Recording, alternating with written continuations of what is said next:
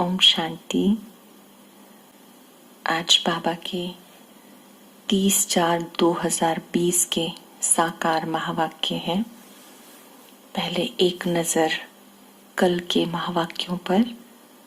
कल की मुरली जो हम सब ने सुनी, उसमें हमें विशेष रूप से कार्य मिला कि मैं उमंग उत्साह से भरपूर संगम युगी ब्राह्मण आत्मा हूँ। मुझे उत्साह में रहना है, आलसी नहीं बनना। चेक करें मैंने कितनी बार ये अभ्यास किया और मुझे क्या फायदा हुआ। कोई भी स्वमान या अभ्यास का कार्य जब हमें मिलता है तो उसको हमें बहुत ही उत्सुकता से करना है, बहुत दिल से करना है। जब तक हम इन चीज़ों को बार बार दोहराएंगे नहीं, रिवाइज नहीं करेंगे, तब तक कि हमारे जीवन में नहीं आ सकती। और हमारा उद्देश्य मात्र सुनना नहीं, लेकिन जो बात हमने सुनी उसका चिंतन करना, फिर उसकी बार बार प्रैक्टिस करके अपने जीवन में उतारना। क्योंकि लोग सुन सुन के थक चुके हैं, अभी तो सब देखना चाहते हैं। तो हमें पहले खुद करना है। जो कार्य मिले उसके लिए हमें अपने मन को तैयार करना है कि परम शिक्षक बाबा ने जो हमें कार्य दिया वो हम जरूर करेंगे। हम सभी इस ईश्वरीय ज्ञान मार्ग के नए नए राही हैं, तो रास्ते में चलते चलते कुछ बाधाएं भी आती हैं। सबसे बड़ी बाधा कि हमारा मन संशय बुद्धि हो जाता है, कभी कभी दूसरों की ओर से आती हैं। तो आज के बाबा के महावाक्य इसी बात पर है कि आपको पक्का पक्का निश्चय बुद्धि ब्राह्मण बनना है, बाबा का निश्चय बुद्धि बच्चा बनना है। आज बाबा ने क्या सुनाया हम अटेंशन से सुनेंगे। मुरली का सार है, बाबा ने कहा, मीठे बच्चे, बाप की श्रीमत तुम्हें सदा सुखी बनाने वाली है। बाप की श्रीमत तुम्हें सदा सुखी बनाने वाली है, इसलिए देहधारियों की मत छोड़ एक बाप की श्रीमत पर चलो। बाप मतलब शिव बाबा, जो हम सबको समझाते हैं, सुप्रीम सोल जो सुनाते हैं, उस श्रीमत पर चलो। जो लोग कहते हैं वो पर मत है, जो हमारा मन कहता है वो मन मत है, जो शास्त्रों में लिखा वो शास्त्र मत है, जो गुरुओं ने कहा वो गुरु मत है। अभी हम सबसे ऊपर, जो इनकी भी सर्वोपरि है, वो है श्रीमत, उस पे चलेंगे। तो बाबा ने कहा कि इस समय तुम बच्चे इसी श्रीमत से सदा काल के लिए सुखी बन जाते हो। क्वेश्चन है, किन बच्चों की बुद्धि का भटकना अभी तक बंद नहीं हुआ। बहुत से लोग कंप्लेन करते हैं कि हम मुरली सुन रहे हैं, कोर्स भी किया है, फिर भी बुद्धि भटकती रहती है। तो किनका भटकना अभी तक बंद नहीं हुआ? आप सोच लेंगे इसका जवाब कि कब कब हमारी बुद्धि भटक जाती है। बाबा ने जवाब दिया, जिन्हें ऊंच से ऊंच बाबा के मत में व ईश्वरीय मत में भरोसा नहीं है, उनका भटकना अभी तक बंद नहीं हुआ। जिनको पूरा भरोसा नहीं, उनकी बुद्धि भटकती रहती है। वो बाकी सब चीजें भी करते रहेंगे और ज्ञान भी सुनते रहेंगे। बाबा ने कहा, बाबा में पूरा निश्चय न होने के कारण दोनों तरफ पांव रखते हैं। भक्ति गंगा स्नान आदि भी करेंगे और बाबा की मत पे भी चलेंगे। ऐसे बच्चों का क्या हाल होगा? बाबा पे पक्का निश्चय नहीं है तो भक्ति में जो पुराने रीति रस्म हम कर रहे थे वो भी करते रहेंगे, ज्ञान भी सुनते रहेंगे, तो क्या होगा? श्रीमत पर पूरा नहीं चलते हैं, इसलिए बुद्धि भटकती रहती है। अभी बाबा ने क्या कहा कि पहले आप पावन होने के लिए तरह तरह के व्रत रखते थे, पूजा करते थे। अब बाबा कहते कि मुझे याद करो तो आपकी आत्मा पावन बन जाएगी। हमारा काम है शिव बाबा को प्यार से याद करना। यही हमारी सच्ची पूजा है, यही सच्चा गंगा स्नान भी है। गीत है, इस पाप की दुनिया से कहीं तू और ले चल, जहां चित्त चैन पाए। ओम शांति। बच्चों ने भक्तों का गीत सुना। अब तुम ऐसा नहीं कहते हो, तुम जानते हो हमें ऊंचते ऊंच बाप मिला है, वो एक ही ऊंचते ऊंच है, एक ही है परमात्मा पिता जो ऊंचे से ऊंचा है और वो हमें मिला है। ऊंचते ऊंच मनुष्य, और फिर भारत में ही देवी देवताएं भी थे। ऊंचते ऊंच जो मनुष्य भारत के अंदर देवी देवताएं थे, जैसे श्री लक्ष्मी नारायण है, उनका राज्य हुआ, उन्हीं की महिमा है। ध्यान से समझेंगे देवी देवताओं की महिमा क्या होती है। सर्वगुण संपन्न, 16 कला संपूर्ण, संपूर्ण निर्विकारी, मर्यादा पुरुषोत्तम, डबल अहिंसक। जब भी बाबा कहते देवी देवताओं की महिमा, तो बाबा इस तरह से समझाते हैं कि वो 16 कला संपूर्ण होते हैं। 16 कलाएं कौन सी होती है? ये एक परफेक्शन की स्टेज है। जैसे किसी बात को सिद्ध करने के लिए हम कहते हैं ये बात 16 आने सही है, इट मीन्स 100% राइट है, ऐसा हम कहना चाहते हैं।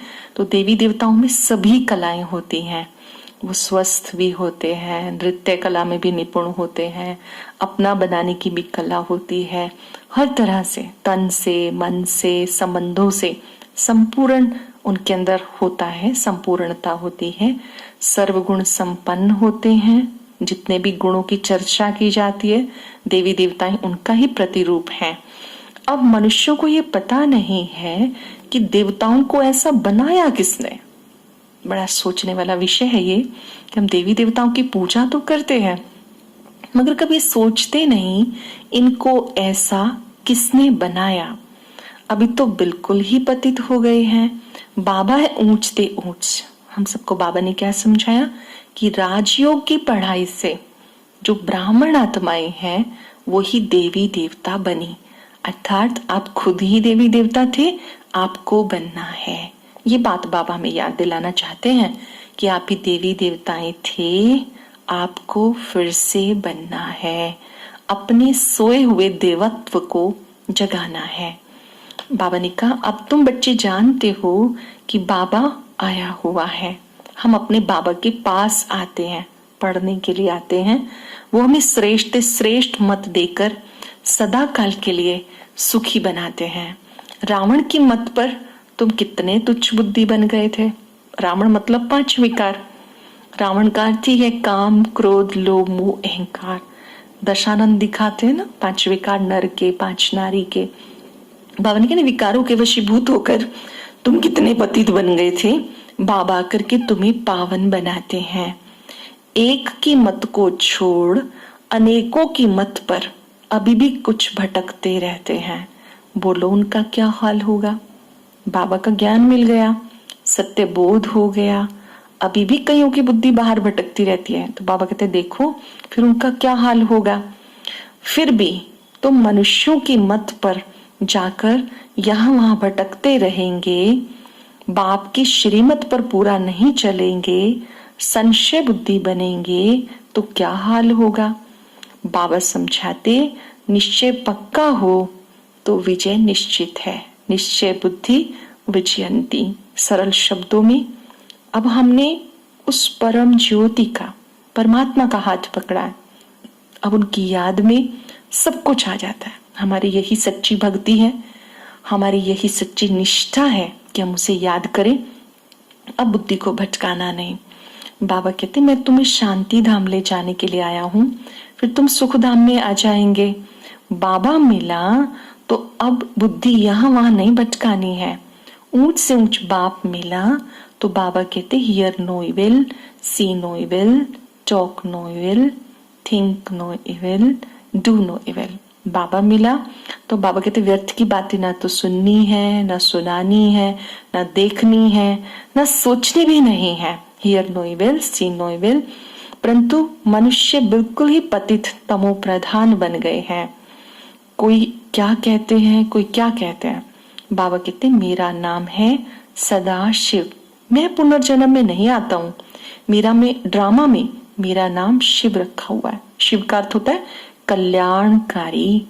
तभी कहते हैं सत्यम शिवम सुंदरम। हम ध्यान से समझेंगे कि जो परम पिता परमात्मा है वो सत्यम शिवम सुंदरम है, वह आकर के ज्ञान देते हैं ब्रह्मा मुख के द्वारा। एक चीज के 10 नाम रखने से मनुष्य मूंझ गए हैं, जिसको जो आया नाम रख दिया। असल में मेरा नाम तो शिव है, मैं इस शरीर में प्रवेश करता हूँ, मैं कोई श्री कृष्ण आदि में नहीं आता हूँ। वो समझते हैं विष्णु तो सूक्ष्म वतन में रहने वाला है, वास्तव में वो है युगल रूप प्रवृत्ति मार्ग का। विष्णु जी को 4 भुजाएं दिखाते हैं, 2 भुजा लक्ष्मी की, 2 नारायण की। बाबा ने कहा कि मैं तो साधारण ब्रह्मा तन में आता हूँ, वो बहुत सारे मेरे नाम रख दिए। जैसे बाबा के अनेक नाम क्या रखे, जैसे कहीं उसे कह दिया विश्वनाथ, सोमनाथ, केदारनाथ, बद्रीनाथ, स्वयंभू, अनेक नाम रख दिए कर्तव्यवाचक। बाबा कहते मेरा तो एक ही नाम जो गुणवाचक है वो है सदा शिव। शिव का मतलब कल्याणकारी। बाकी जिसने जैसा अनुभव किया वो नाम भी रख दिए। विष्णु जी की 4 भुजाएं क्यों हैं? 2 भुजा लक्ष्मी की, 2 श्री नारायण की। 4 भुजा वाला तो कोई मनुष्य होता ही नहीं। ये बातें समझने की हैं। बाबा बच्चों को वर्षा लेने का पुरुषार्थ करा रहे हैं। वर्षा मतलब प्रॉपर्टी जो निराकार परमात्मा के द्वारा हमें प्राप्त होती है, सतयुगी बादशाही, उसको बाबा वर्षा शब्द कहते हैं। वर्षा मीन्स प्रॉपर्टी, इनहेरिटेंस। बाबा कहते हैं फॉलो फादर, माया हर बात में पछाड़ती है। देह अभिमान में मनुष्य गफलत करते हैं। भले गरीब हो, साहूकार हो, परंतु देह अभिमान जब तक टूटे मेहनत है। देह अभिमान रहता है, बहुत साहूकार है, कहीं को लगता है बहुत गरीब है, वो लो फील करते हैं। जरा भी देह अभिमान नहीं होना चाहिए। बाबा कहते अपने को आत्मा समझ, मुझ बाप को याद करो।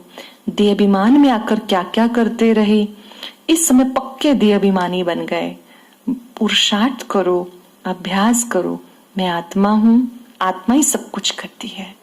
ये अभ्यास हमें चलते फिरते उठते बैठते करना है कि मैं आत्मा हूं, मैं आत्मा ही देख रही हूं, आंखों के द्वारा, कानों के द्वारा सुन रही हूं।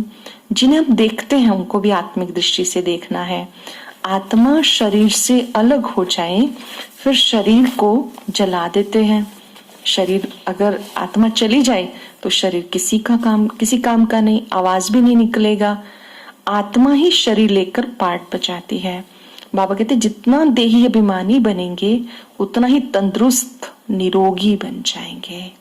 जितना ये प्रैक्टिस होगी, मस्तक में अपने को विराजमान आत्मा समझेंगे, शरीर को केवल एक अभिनय के लिए लिया हुआ वस्त्र समझेंगे, तो बाबा कहते इससे आप तंदुरुस्त भी बन जाएंगे, निर्भय भी बन जाएंगे और निरोगी बन जाएंगे।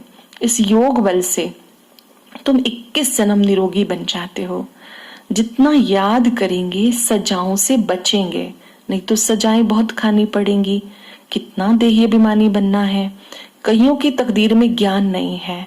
जब तक तुम्हारे कुल में ना आए ब्रह्मा मुख वंशावली, ब्राह्मण बने बिगर देवता कैसे बनेंगे? पहले तो बाबा का बच्चा बनना है, ज्ञान सुनना है, ब्राह्मण बनना है, फिर हम देवता बनेंगे। बाबा कहते हैं आते तो बहुत है, लिखते भी हैं बहुत अच्छा बहुत अच्छा, सिर्फ कहते हैं फिर गायब हो जाते हैं। 1-2 चिट्ठी लिखी फिर गुम हो जाते हैं। वो भी सतयुग में आएंगे। कोई कोई निश्चय बुद्धि है, बाबा का साथ और हाथ नहीं छोड़ते, रोज मुरली सुनेंगे, योग करेंगे, खान पान शुद्ध खाएंगे, तो बाबा कहते हैं उनका तो सतयुग में बहुत ऊंचा पद होगा। कोई कोई चलते चलते गायब हो जाते हैं, अपना समाचार भी नहीं देते हैं। थोड़ा थोड़ा भी सुना है तो ये भी खुशखबरी है कि बाबा कहते हैं वो सतयुग में तो आ ही जाएंगे, लेकिन उनका ऊंचा पद नहीं होगा। वो महाराजा महारानी नहीं बनेंगे, या तो प्रजा बनेंगे या दास दासी बनेंगे। हम इस चीज को ध्यान से समझेंगे कि जैसे स्कूल में पढ़ाई होती है, कॉलेज में पढ़ाई होती है, तो किसी के 90%, किसी के 80% आ जाते हैं, किसी के केवल पास मार्क्स होते हैं, कोई पास विद ऑनर होते हैं। तो ये जो हम राज्यों की पढ़ाई पढ़ रहे हैं, जो बाबा हमें पढ़ाने के लिए आते हैं, इस पढ़ाई से कईयों का पुरुषार्थ बहुत अच्छा है, पूरा ही श्रीमत पे चलते हैं, तो वो बनेंगे महाराजा महारानी सतयुग के। थोड़ा सा कम वाले राजा रानी, फिर और कम वाले प्रजा बनेंगे, साहूकार प्रजा, और कम वाले दास दासियां, फिर दास दासियों में भी बहुत सारी कैटेगरी होती हैं। तो आज बाबा ने वो बताया कि कोई छोड़ के भी चले जाते हैं ना, तो जितना समय पुरुषार्थ किया, बाबा को याद किया, तो वो सतयुग में तो आ ही जाएंगे, लेकिन प्रजा में चले जाएंगे। सतयुग में आएंगे लेकिन प्रजा में, प्रजा भी बहुत बनती है। आगे चलकर जब बहुत दुख होगा तो बहुत भागेंगे, आवाज होगा भगवान आया है, तुम्हारे भी सेंटर्स बहुत खुल जाएंगे। तुम बच्चों को अभी देही अभिमानी बनने का पुरुषार्थ करना है। आगे चलकर बाबा कहते बहुत बड़ी बड़ी लाइन लग जाएंगी सेंटर्स पर भी, लोग समझेंगे कि भगवान आया है, भगवान का ज्ञान है। अभी तो अज्ञान नींद में सोए पड़े हैं तो इतना ध्यान नहीं जाता है, लेकिन बाबा कहते आप बच्चों को जो बाबा के बने हैं, पक्के ब्राह्मण हैं, उन्हें देही अभिमानी बनने का पुरुषार्थ करना है। अंत में कुछ भी देह अभिमान होगा तो ऊंच पद नहीं होगा, फिर तो दास दासी बनेंगे। दास दासियां भी नंबरवार होते हैं। राजाओं की दासियां भी दहेज में मिलती हैं, साहूकारों को नहीं मिलती हैं। बच्चों ने देखा है कि वहां पर किस तरह से दास दासियां दहेज में मिलती हैं। आगे चलकर बहुत साक्षात्कार होंगे। बाबा कहते हैं रुस्तम जितना बनेंगे, माया रुस्तम होकर लड़ेगी। आप जितना पुरुषार्थ करेंगे, अच्छा करने की कोशिश करेंगे, तो बीच बीच में विघ्न भी आएंगे। जो होशियार बनते हैं, माया भी बहुत होशियारी से लड़ने के लिए आती है। बाबा को कई बच्चे याद करना छोड़ देते हैं, मुंह फेर लेते हैं। अरे खाना खाने की फुर्सत है, और बाप जो विश्व का मालिक बनाते हैं उन्हें याद करने की फुर्सत नहीं। बाबा को बड़ा वंडर लग रहा है, खाना खाने की फुर्सत तो है और बाबा को याद करने की फुर्सत नहीं। अच्छे अच्छे बच्चे शिव बाबा को भूलकर देवीमान में आ जाते हैं। नहीं तो ऐसा बाप जो जिए दान देते हैं, उन्हें याद करके पत्र तो लिखें। मतलब हमने बाबा को पहचाना, ज्ञान सुना, हमें कैसा लग रहा है, बाबा को पत्र तो लिखें। आप सोच रहे होंगे कि पत्र लिखें तो कहाँ भेजें, अभी तो अपने पास ही रखना है, अपने भावों की अभिव्यक्ति करनी है। लेकिन जैसे से शुरू में सब ज्ञान सुनते थे तो पत्र लिखकर मधुबन में बाबा के पास भेजते थे, माउंट आबू में भेजते थे, अपने सेंटर्स पर भी भेजते थे। तो बाबा ने कहा कि जब बाबा को पहचान लिया, कम से कम पत्र तो लिखना चाहिए। यहाँ तो बात मत पूछो, माया एकदम नाक से पकड़ लेती है। कदम कदम श्रीमत पे चले तो हर कदम में पदम है। बाबा की श्रीमत पर चलने पर कदम कदम में पदम प्राप्त होते हैं। अभी तुम बाबा के पास आए हो देवता बनने के लिए। कई बच्चे आपस में लड़ते झगड़ते रहते हैं, सोचते मैं तो बहुत अच्छा हूं, मैं ऐसा हूं, मैं वैसा हूं। बाबा कहते अगर लड़ते झगड़ते हैं तो देवता कैसे बनेंगे। देवत्व यहाँ भी दिखना चाहिए, यहाँ पर भी ये नजर आना चाहिए कि हम भगवान के बच्चे हैं, तो हम किसी बात में लड़ते झगड़ते नहीं। प्रैक्टिस हो, जब कोई बात हो जाए तो हमें तुरंत प्रतिक्रिया नहीं करनी, लड़ाई झगड़ा नहीं करना, क्योंकि हम सब भगवान के बच्चे हैं। ये नजर आना चाहिए कि ये देवी देवता बनने वाले हैं, तो इन्होंने लड़ना झगड़ना छोड़ दिया। सच मानिए, इससे आपका बहुत टाइम बच जाएगा। हम छोटी छोटी बातें सिद्ध करने में, जिद्द करने में बहुत टाइम लगा देते हैं। कोई भी बात आ जाए छोड़ दो, जल्दी से छोड़ दो, लेट गो कर दो। देवी देवताएं कभी भी आपस में लड़ते नहीं हैं। बाबा कहते हैं कि ये तो रौरव नर्क है, यहाँ से बुद्धि हटाओ।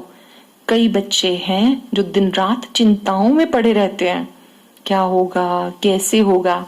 ज्ञान मार्ग में भी जो औरों का चिंतन करते हैं, समझो वो बीमार और रोगी हैं। औरों का ही चिंतन कर रहे हैं, स्वयं का नहीं कर रहे हैं, वो भी बीमार रोगी हैं। बाबा कहते हैं तुम्हें कोई भी चिंता नहीं करनी है, सिवाय बाप के। और कोई को याद किया तो व्यभिचारी हुए ना। व्यभिचारी माना अनेकों की याद में बुद्धि चली गई। बाबा कहते बाप को याद करो, अव्यभिचारी याद, एक की ही याद। एक की याद में रहेंगे तो बुद्धि एक रस होगी। ये भी एक सीक्रेट है कि जिसे आप याद करते हैं आप उस एनर्जी से जुड़ जाते हैं। आप बाबा को ही याद करेंगे, अव्यभिचारी याद से आत्मा पावन बन जाएगी। बाबा कहते अब तक तुम मुझे बुलाते थे, अब तो मुझे याद करते रहो, प्रतिज्ञा करो, हम पावन बनकर औरों को भी पावन बनाएंगे। बाबा बच्चों के कल्याण के लिए समझाते हैं कि तुम्हें सब प्रकार का परहेज करना चाहिए। तुम्हारा खान पान, रहन सहन बहुत सात्विक होना चाहिए। चेक करो मेरा खान पान कैसा है। हमारा जो भोजन है सात्विक होना चाहिए, प्रभु याद में बना हुआ होना चाहिए, परमात्मा को भोग लगा हुआ होना चाहिए, क्योंकि जैसा अन्न वैसा मन होता है। बाबा ने कहा कि तुम बच्चों को अपनी अवस्था पे ध्यान देना है, चेक करना है कि भोजन बाबा की याद में किया, मौन में रह के ग्रहण किया। जब देखेंगे मनुष्य की बॉम्ब्स गिरते हैं, यहाँ वहां बॉम्ब्स गिरकर सब खत्म हो जाएगा, नेचुरल कैलेमिटीज होगी, मुसीबतें सबसे पहले भारत पर हैं। अपने ऊपर नजर रखनी है, हम क्या सेवा करते हैं, कितनों को आप समान नर से नारायण बनाते हैं। कोई कोई भक्ति में बहुत फंसे हुए हैं, समझते हैं ये बच्चियां क्या पढ़ाएंगी, सेंटर पर रहने वाली दीदियां ये हमें क्या समझाएंगी, तो छोटी छोटी बच्चियां हैं, समझते नहीं है कि इन्हें पढ़ाने वाला स्वयं भगवान है। ये छोटी छोटी शिव शक्तियां, इनके द्वारा ज्ञान देने वाला शिव बाबा है। थोड़ा पढ़ा हुआ है व धन है तो लड़ने लग जाते हैं, आबरू ही गवा देते हैं। सतगुरु की निंदा कराने वाले कभी ठोर नहीं पा सकते, सतगुरु की निंदा कराने वाले कभी ऊंच पद नहीं पा सकते। यहाँ बाबा कहते निश्चय होना चाहिए कि हमें पढ़ाने वाले निराकार परमात्मा है। निमित्त कोई भी बहनें सुनाए, चाहे वो आयु में बड़ी हैं या छोटी हैं, लेकिन वो जो महावाक्य पढ़ के सुना रहे हैं वो निराकार परमात्मा का ज्ञान है।